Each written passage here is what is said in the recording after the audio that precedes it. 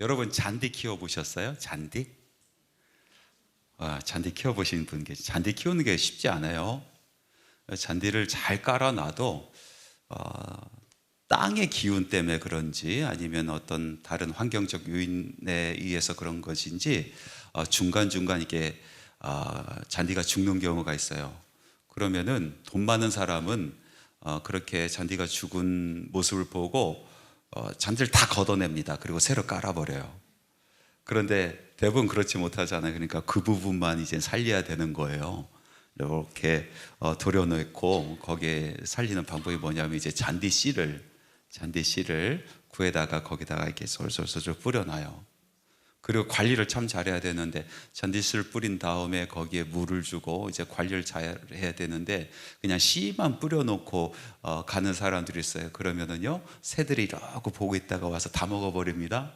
다 먹어버려요. 그래서 잔디씨를 잘 뿌려놓고 거기에 물도 주고 그리고 그 다음부터 관리를 잘해야 잔디를 잘 가꿀 수가 있는 것입니다.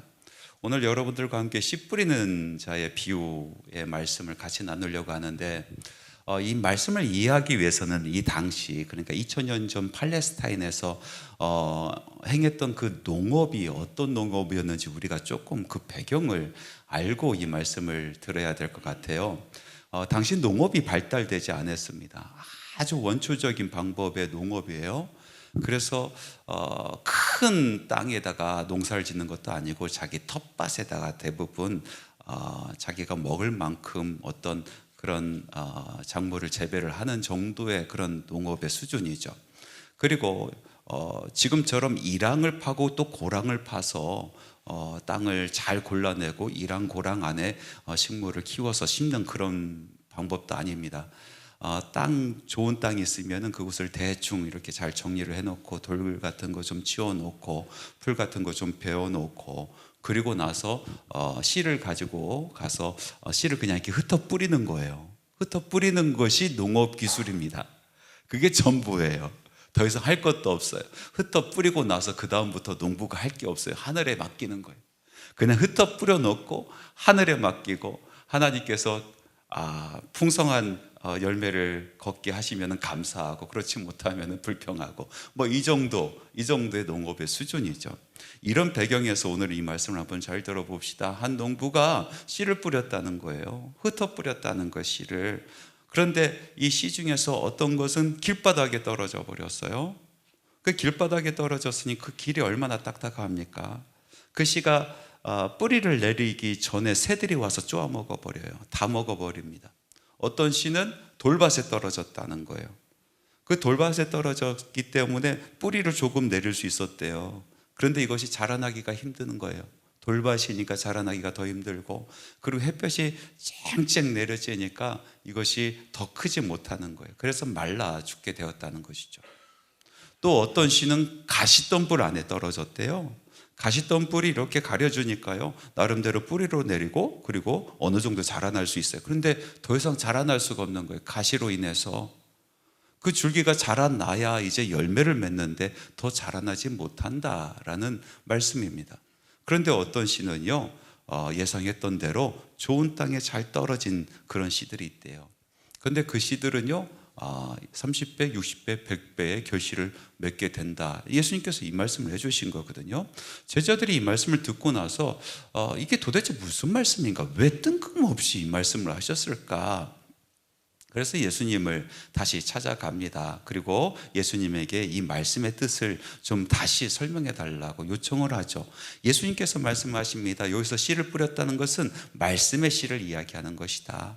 그 말씀의 씨가 어떤 곳은 어떤 사람은 길바닥에 떨어지는 것처럼 그렇게 딱딱한 마음 먹고 딱딱한 마음이 있는 그런 사람의 말씀이 들어가게 되면은 그 말씀이 뿌리 내리기도 전에 이 마귀들이 와서 그 말씀을 다 먹어가 버린다, 채워가 버린다. 또 어떤 사람은 돌밭에 떨어진 마음이 돌짝과 같은 그런 사람이 있어서 잠시 그 말씀을 보고 기뻐하지만은 환란이 오고 핍박이 오면은 금방 언제 내가 그 말씀을 들었는지 잊어버리고 그리고 말씀 듣지 않은 사람처럼 살아가게 된다. 그런 말씀이죠. 가시떨기에 떨어졌다는 것은 말씀을 기쁨으로 받고 그리고 뿌리도 내리고 이제 자라나는데 세상의 염려 그리고 유혹 그리고 마음속에 있는 욕심으로 말미암아 더 이상 자라나지 못하고 열매를 맺지 못한다라는 말씀이에요. 그리고 좋은 땅에 떨어진 이 말씀들은 반드시 30배, 60배, 100배의 결실을 맺게 된다. 이것이 예수님께서 해석해 준 말씀이거든요. 그런데 이 말씀이 도대체 무슨 뜻인가? 왜 예수님께서는 이런 말씀을 제자들에게 주셨을까라는 생각을 다시 해보는 겁니다. 이 말씀의 뜻은 뭡니까? 씨 뿌린 사람의 잘못이 아니라는 거예요. 씨가 잘못된 것도 아니에요.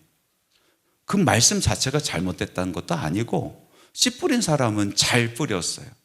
그런데 덜어는 그런 이상한 곳에 말씀이 떨어져서 그 말씀이 열매를 맺지 못하게 된다. 그래서 책임은 어디 있습니까? 씨 뿌린 사람의 책임이 있어요? 그 씨의 책임이 있습니까? 말씀의 책임이 있는 것도 아니고 씨 뿌린 사람의 책임이 있는 것도 아니고 받는 사람의 책임이라는 거죠. 그 말씀을 받는 사람에게 전적인 열매를 맺고 맺지 못하는 것은 그 사람들의 책임이다. 너희들은 그거에 대해서 염려하지 마라. 사역의 결과에 대해서 염려하지 마라 라는 그런 말씀을 해주고 있는 거예요. 예수님께서 12제자를 뽑으셨잖아요. 그들과 함께 많은 사역을 하셨어요. 말씀을 가르쳐 주시고 말씀을 전하게 하시고 또 귀신을 쫓는 능력, 권능 그리고 병 고치는 그런 능력과 권능까지 주셨잖아요. 그래서 예수님과 함께 이 12제자들이 많은 사역을 감당했습니다. 그런데 많은 사람을 만나고 그들에게 말씀도 전하고 그리고 여러 가지 사역을 했단 말이죠. 그런데 어떤 사람은요, 그 말씀 자체를 받아들이지가 않아요. 그러니까 말씀을 선포될 때마다 무슨 안 좋은 이야기 들은 것처럼 막 화를 내고 막 그런 사람들이 있었단 말이에요. 또 어떤 사람은 같이 말씀을 들으면서 막 웃고 또 울고 그래서 정말 그 말씀처럼 살아갈 것처럼 그렇게 하다가 나가서는요, 언제 내가 말씀 들었느냐라는 그런 삶을 그냥 살아가 버린단 말이죠. 또 어떤 사람은 부자 청년과 같은 사람이 있어요. 부자 청년 보세요. 말씀 들으면 이 사람 변화될 것 같은 사람이잖아요. 꼭 변화될 것 같은 사람이에요. 여러분 요즘에 우리 또 알파 지금 맞바지 하고 있잖아요. 그러면은 이 알파를 운영해 보면은 어떤 사람 첫날에 딱 보면 저 사람은 저 사람은 참 좋은 결실을 맺을 거야 이렇게 생각을 한다고요. 부자 청년처럼 생겼어. 그런데요, 정반대 결과가 나타날 때가 얼마나 많아요. 부자 청년 누가 봐도 말씀이 들어가면 이 사람은 꼭 변화될 거야. 뭐가 부족해? 말씀이 부족하니 말씀만 들어가면은 이 사람은 끝나 이렇게 생각이 드는데, 그런데 이 변화될 것 같은 부자 청년도 염려, 자기 욕심 이런 것 때문에 말씀이 자라날 것 같은데도 자라나지 않고 그리고 열매를 못 맺는 그런 경우들을 허다하게 보는 거예요. 그러니까 제자들이 그런 것을 보았을 때 무슨 생각을 합니까? 자괴감이 드는 거예요. 내 사역이 잘못됐는가? 나는 능력이 없는 건가? 나에게 부르심조차도 없는 것인가? 여러 가지 생각이 들잖아요. 그런데 예수님께서 그런 제자들에게 말씀하시는 거예요. 그래도 잘 봐라. 그 사역이 헛된 사역이 아닌 것이 대부분의 그 말씀의 씨앗, 그 사역의 대부분 그 눈물로 뿌렸던 그 대부분의 그 사역은 좋은 땅에 뿌려졌고 그리고 그것이 30배, 60배, 100배의 결실을 맺게 된다라는 말씀이에요. 반드시 대부분의 사역의 결과는 반드시 열매 맺게 되어 있다. 구약 성경에서 북이스라엘의 상황을 가장 안 좋게 만든 왕이 아합 아니겠습니까? 그때 활동한 사람이 엘리야예요. 정말 답답할 때 이 부르심을 받고 사역을 했었던 사람이에요. 하나님을 경외하는 사람이 한 사람도 없고 엘리야 혼자 남았어요. 그런데 이 엘리야가 얼마나 답답했던지 그리 시냇가를 뛰쳐나와서 이제 갈멜산에서 전투를 벌이잖아요. 850명과 바알과 아세라를 섬기는 그 선지자 850명과 자기 혼자 백성들을 모아놓고 누가 진짜 신인지, 바알이 진짜 신인지, 하나님이 진짜 신인지 거기서 전투를 벌여요. 먼저 이 엘리야가 얼마나 목이 터지라 백성들에게 소리를 질렀습니까? 설교를 한 거거든요. 아마 정말로 엘리야의 일생일대의 최고의 설교를 했을 거예요. 그런 설교 말씀의 결론이 뭡니까? 누가 정말 살아있는 신이냐? 누가 정말로 살아있는 신이냐? 너희들이 지금 섬기고 있는 바알이냐? 아니면 하나님이냐? 하면서 그 설교 말씀을 했는데 백성들이 꿈쩍합니까? 꿈쩍도 안 해. 둘 사이에서 머뭇머뭇거리는 거예요. 이젠 제단을 쌓습니다. 눈물로 땀을 흘려가면서 제단을 쌓고 그 위에 송아지를 각을 떼어서 눕혀놓고, 그리고 말씀해 보니까 그 제단이 흠뻑 젖고 도랑을 다 채울 정도로 물을 가득 부었어요.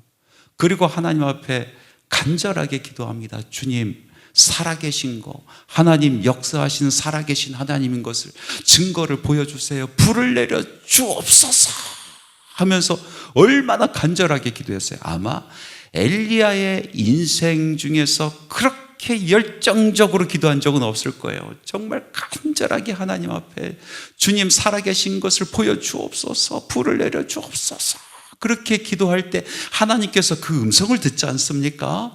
그래서 하늘에서 불이 내려와요. 급한 불이 내려와요. 뜨거운 불, 권능의 불이 하늘로부터 그 제단에 팍 내리기 시작하는데 누워있었던 소가 뜨거워서 뜨거워 하고 펄쩍 뛰었다는 이야기는 성경에 없습니다. 근데 제가 생각을 해보니까 소가 뛰었을 것 같아. 왜냐하면 그 불로 말미암아 그 제단에 있는 모든 물들이 다 말라버렸다. 그 정도라면요 엄청난 뜨거운 불이 내려왔을 거예요. 그 불이 팍 떨어지는데 송아지가 가만히 있겠습니까? 펄쩍 뛰었지. 뛰었을 거예요. 엄청난 일이었잖아요. 엄청난 일. 그런데 이런 놀라운 사건을 이스라엘, 그러니까 배교한 이스라엘 사람들에게 보여줬음에도 불구하고 이 사람들이 돌아옵니까? 돌아온 사람이 없어요. 그때는 뭔가가 이루어진 것 같은데 돌이켜보니까 변화가 없는 거예요. 변화가. 그래서 엘리야가 이젠 다른 생각을 합니다. 아하, 아합 왕이 문제구나. 그러니까 아합 왕만 변화시키면은 이제 큰일이 일어나겠다 싶어가지고요 아합 왕 끌고 가지 않습니까? 갈멜산으로 끌고 가요. 3년 동안 비가 내리지 않고 아합 왕이 제일 속타는 것이 바로 그 문제인데 그 문제 해결해 주겠다는 겁니다. 그래서 그 산꼭대기에서 기도를 얼마나 간절히 합니까? 그리고 결국 비가 내립니다. 그 비 맞고 아합 왕이 달려가는 그 마차 뒤로 그 엘리야가 얼마나 기쁨을 가지고 뛰어가요? 그런데 아합이 변화됩니까? 아합은 끔찍하지 않습니다. 그런 놀라운 사역이 이루어졌는데도, 그렇게 열심으로 사역을 했는데도 아무 일이 없는 거예요. 그러니까 이 엘리야가 좌절합니다. 낙담해요. 나는 실패자인가? 더 이상 내가 무엇을 할 수 있는가? 할 수 있는 게 아무것도 없잖아요. 그래서 사람들을 물리치고 광야로 걸어가는 거예요. 광야로 홀로 걸어가서 로뎀나무, 조그만 나무예요. 그 나무에 달푸덕 주저앉아서 이제 하나님, 나는 다 했습니다. 죽기를 간구하는 거예요. 죽기를. 내가 왜 태어나서 이런 고생을 합니까? 그냥 제 생명 거두어가 주세요. 얼마나 낙심했으면 거기서 죽여달라고 하나님께 기도를 해요. 그런 모습을 보시고 하나님께서 천사를 보내주셔서 물을 먹이시고 떡을 먹이시고 또 잠을 주시고 또 일어나면 물을 주시고 떡을 주시고, 이제 그 기력을 회복시키시고 이제 여호와의 선 호렙으로 달려가게 합니다. 40일 밤낮으로 호렙산을 달려가요. 호렙산에 가서 이 엘리야가 아주 놀라운 사실을 알게 됩니다. 놀라운 사실을. 그 호렙산에 가서 나 혼자 남은 줄 알았는데 하나님께서 보여주시는 거예요. 하나님의 사람 7,000명이 있는 거예요. 7,000명. 사역의 결실이었어요. 자기는 아무도 변화받는지 알지 못했어요. 그렇게 열심을 다했는데, 내가 그렇게 최선을 다했는데 아무런 변화도 없는 줄 알았어. 그런데 그 마음을 변화시키셔서 7,000명이 있다는 거예요. 7,000명. 그 중에 누구도 있는지 아세요? 엘리사도 있었어요. 그 7,000명 중에는 엘리사도 있었어요. 이스라엘 전체를 뒤집어 놓는 영성의 시대가 활짝 열리게 되는 거예요. 여러분, 사역을 하면서 예수님의 제자들처럼 또는 엘리야처럼 낙심할 때가 있어요. 정말 열심히 했는데 내가 그 사람들 전도하려고 얼마나 열심히 했는가, 내가 얼마나 기도를 열심히 했는데, 그 사역에 충성을 다했는데 시간, 그리고 물질, 나의 건강, 에너지 다 바쳐서 그 사역을 했는데, 그렇게 간절하게 기도했는데 그래도 아무런 변화가 없는 것 같은 그런 상황 속에서는 우린 절망합니다. 낙심합니다. 엘리야처럼 노뎀나무 그늘에 그냥 풀썩 주저앉아서 이게 뭐예요, 하나님? 이게 뭐예요? 그런 마음이 들잖아요. 그런데 예수님께서 그런 우리들에게 오늘 이 말씀을 해주시는 거예요. 아니, 너는 왜 길만 보니? 너는 왜 돌밭만 보니? 너는 왜 가시덤불만 보니? 그 많은 사역의 대부분은 좋은 땅에 떨어졌고 지금 자라나가고 있고, 그리고 반드시 30배, 60배, 100배의 결실이 있게 된다 말씀해 주시는 거예요. 제가 사역하면서 절망할 때가 참 많아요. 아무리 말씀을 준비해서 1년, 2년, 3년, 4년 말씀 선포하고 해도 성도들은 변화되지 않는 모습을 참 많이 봐요. 아니, 그래 놓고 왜 와가지고 은혜 받았대? 아니, 말은 잘해. 맨날 왜 은혜 받았대? 그런데 왜 똑같냐 말이야. 왜 똑같아? 그러면서 마음에 절망감이 옵니다. 이거 괜히 헛수고하는 거 아닌가? 내가 뭐 잘못됐는가? 이런 생각을 할 때가 많아요. 제가 제일 절망했을 때, 목회를 하면서 제일 절망했을 때가 있어요. 캐나다에서 목회를 하는 아주 특별한 목회를 한 적이 있어요. 한 4년 정도 했는데, 그러니까 2세들 있죠. 2세. 그곳에서 태어난 아이들. 한국말을 잘 하지 못하고 영어만 하는 아이들이에요. 한국 문화도 얼굴은 한국 사람처럼 생겼는데 한국 사람이 아니야. 문화도 달라요. 문화도 달라요. 근데 그 친구들을 제가 맡아서 사역을 한 적이 있어요. 한 30명, 40명 한 그 어간에 있는 그룹이었어요. 그 아이들 데리고 얼마나 사역을 열심히 했는지, 말씀도 제가 영어를 잘하지도 못하니까 막 영어 막 맨날 설교 썼다 고치다 하고 그걸 막 딸 외우고 들으면서 외우고, 그래서 하나님 말씀 막 전한다고 하고, 성경 공부도 매주 모여가지고 성경 공부시키고 토요일마다 모여서 기도시키고, 그리고 아이들 집집마다 방문하면서 어떻게 사는지 막 살피고. 제가 그 사역을 처음 딱 갔을 때 그 아이들이, 많은 아이들이 저에게 그런 얘기 했어요. 제 영어 이름 폴인데, 폴, 나는 이제 교회를 떠나려고 준비하고 있는 사람이야. 여기서 더 이상 있을 수가 없어. 여긴 내 교회가 아닌 것 같아. 그런 아이들이 대부분이었어요. 근데 그 아이들 붙잡고 우리 예배하자, 기도하자, 말씀 공부하자, 돌아다니면서 집집마다 돌아다니고 그런 사역을 한 3년 정도 했는데, 예배 시간에 이 아이들은 맨날 이러고 있어요. 이 듣는 건가 마는 건가, 내가 영어가 잘못되는가, 못 알아듣는 건가, 이 반응이 없어. 반응이 없어.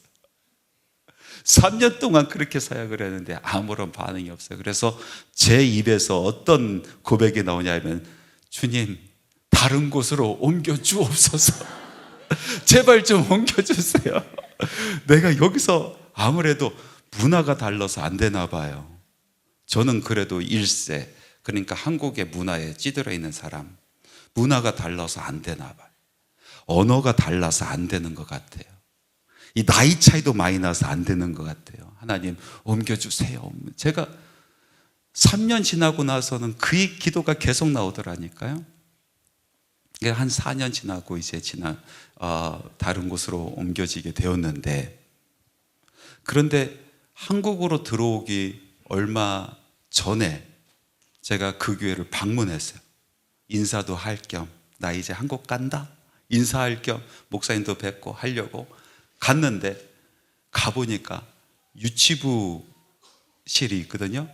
유치부실이 아이들이 바글바글 하는 거예요. 이게 왜 이렇게 부흥했는가?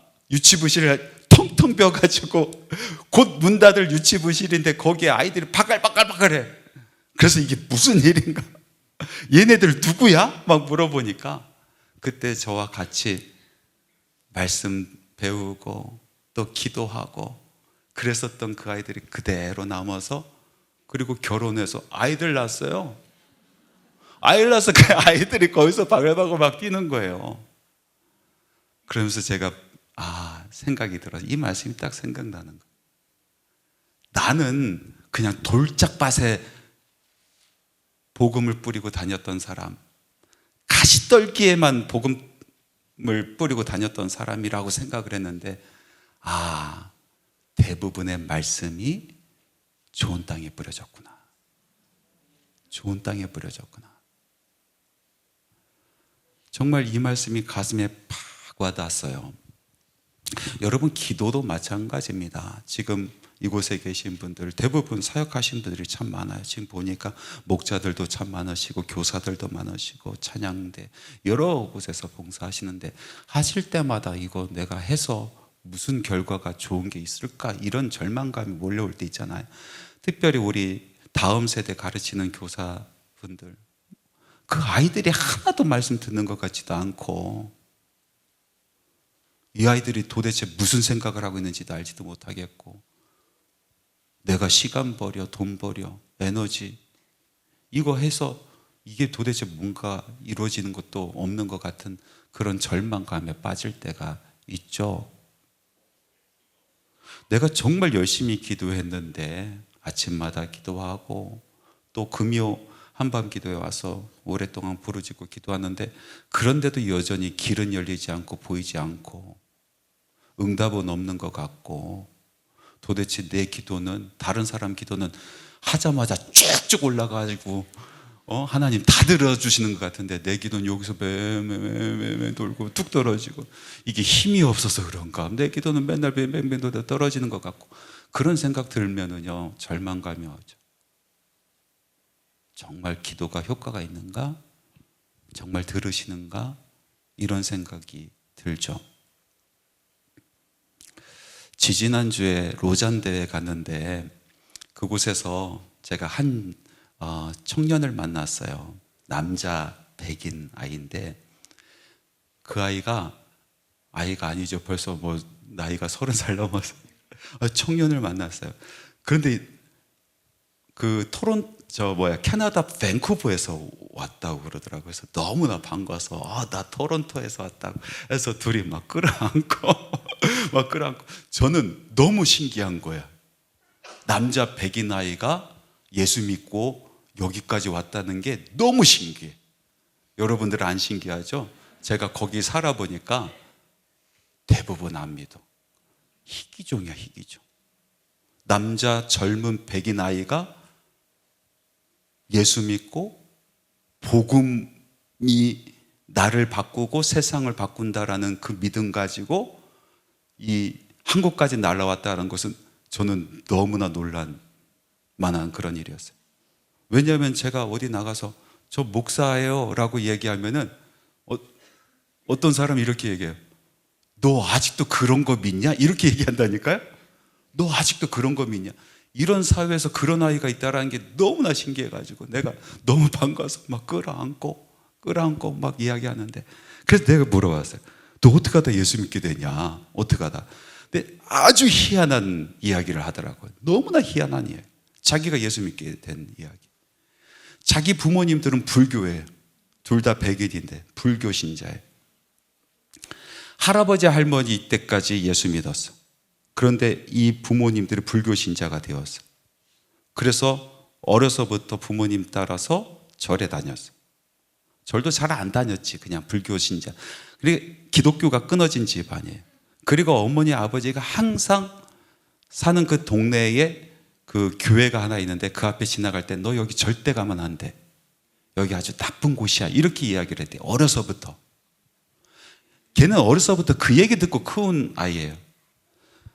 그 아이가 거기서 개를 끌고 이제 청년이 되어서 개를 이렇게 산책을 시킬 때마다 그 교회 앞을 지나가는데 꺼림칙하니까 이렇게 하고 교회 이곳은 나쁜 곳이야 하고 이렇게 지나가고 그렇게 계속 생활을 하고 있는데 어느 날인가 갑자기 이렇게 꺼림칙해서 가는데 이곳은 선한 곳이야 라는 음성이 딱 들리더래요. 그리고 네가 이곳에 있어야 살아 라는 음성이 들리더래요. 깜짝 놀랐대요. 너무나 분명하게 그 말씀이 들려서. 그러고 쳐다보니까 나쁜 곳이 아닌 것 같아요. 그래서 그 주로 그 교회를 가보았대요.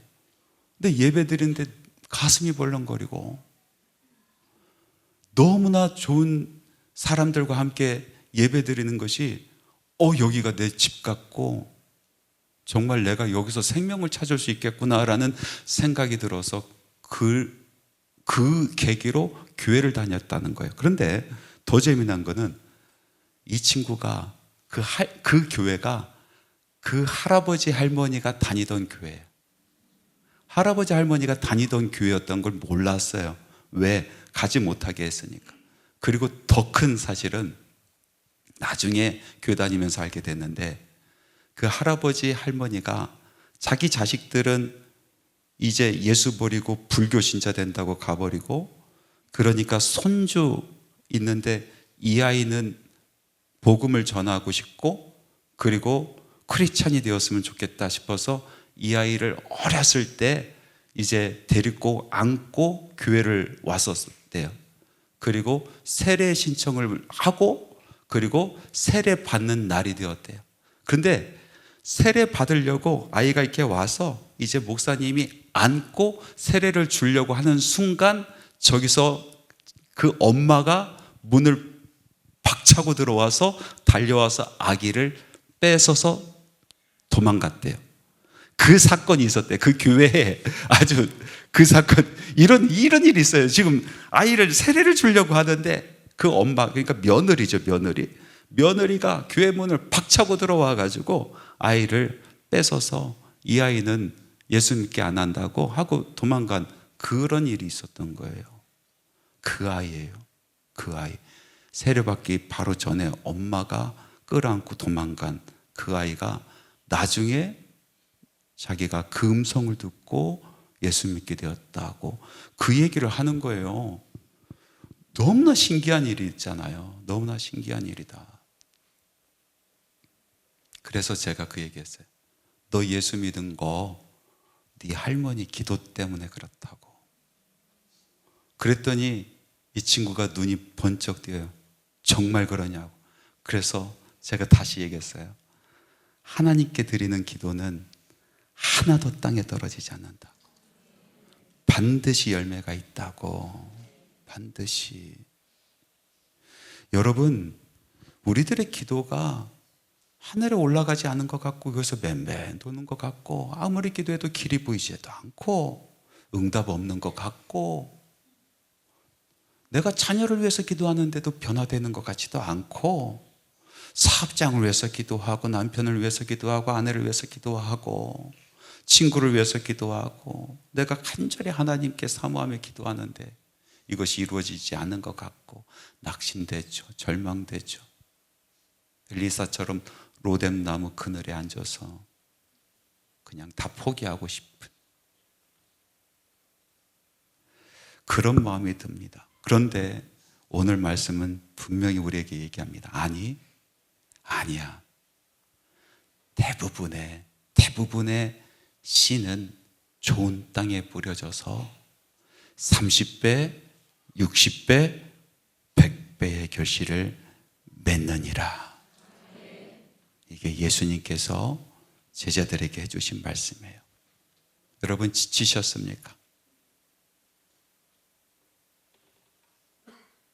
사역이 힘드시죠?